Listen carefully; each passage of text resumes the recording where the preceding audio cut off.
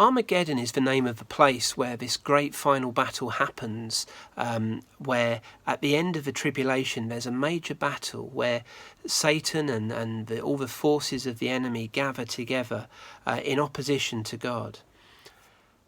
Now, there is some view as to this last battle that we read in Revelation 16, whether it's actually describing the same battle that we see in Revelation 20.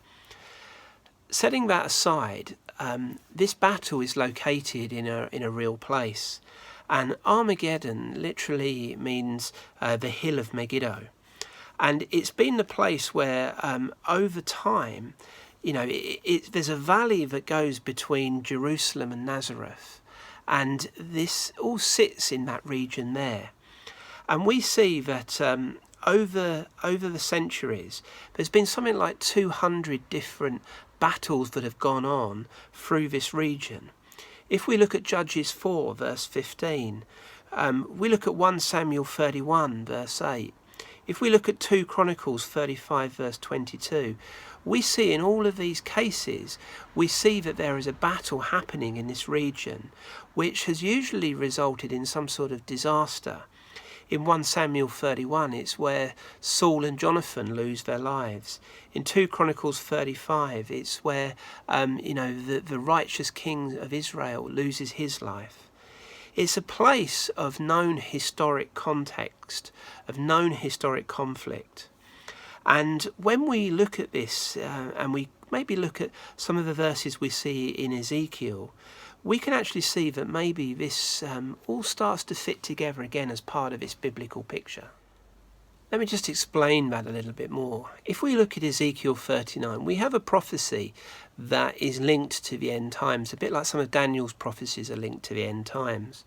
And we see at the beginning of chapter 39, Ezekiel prophesying against Gog, and Gog being a king, being a nation, giving this message: I am your enemy, O Gog.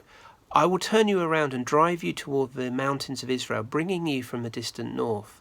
I will knock the bow from your left hand and the arrows from your right hand, and I will leave you helpless. You and your army and your allies will all die on the mountains. That sounds a bit horrific, but it links in with some of what we see in Revelation. And if we look at Revelation 20 and verse 8, we see that in this last battle at the end of the millennium, we see that the battle is against Gog and Magog. And so there's a link back to this passage and this sense of being gathered on the mountains. And again, this is where Armaggedon comes in, because it's that hill of Megiddo, the mountains. And interestingly, in Ezekiel, it talks about the bow being knocked out the hand.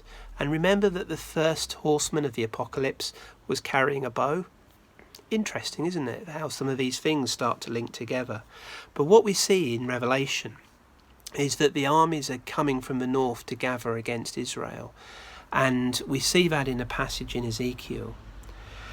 All of this concludes the tribulation, where Jesus is returning in Revelation 19 and Revelation 20. We see this millennium kingdom. And we see linked in with all of that is these two passages about this final battle that happens at Armageddon. And the message, the good news is, Jesus wins.